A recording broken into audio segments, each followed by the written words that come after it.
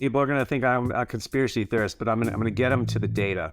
So, number one, I'll just make a quick comment about your last comment about, the death rates and not being worse than the flu and everything's going to be fine. The official death rate of the Tiananmen Square disturbance is still 0 from the Chinese Communist Party. It's not 10,000 plus students run over with tanks and wash down the drains with fire hoses. So be careful if you really want to believe the Chinese Communist Party's numbers, number one. Number two, I believe, now I'm not a geneticist, I'm not a scientist, but what I am is a statistician and someone that knows how to look at numbers.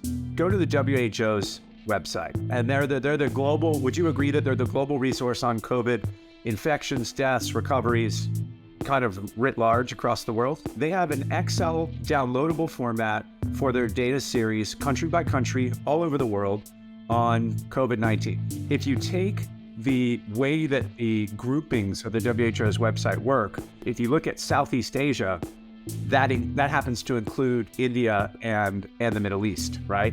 So if what you're trying to do is isolate a purely Asian genome, you take Southeast Asia, you subtract Middle Eastern countries, you subtract India, and you add China.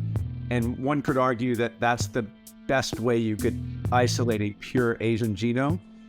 And so when I did that, and I looked at the number of infections, the number of recoveries, the numbers of deaths, while I was doing this exercise, something really interesting happened at the WHO on their website. One of the columns on the Excel spreadsheet was deaths per 100,000, which I'm sure you've all seen. That's super interesting because what that does is normalize the data, right? That normalizes the data against the population cohort. So it makes things more comparable, right? You can't, nominal number of deaths don't matter unless you know what the population is and do the normalizing. So when I looked at this, if you assumed a linear distribution of deaths across the world, you would have achieved a number that was exactly 10 times the number that the Asian genome produced.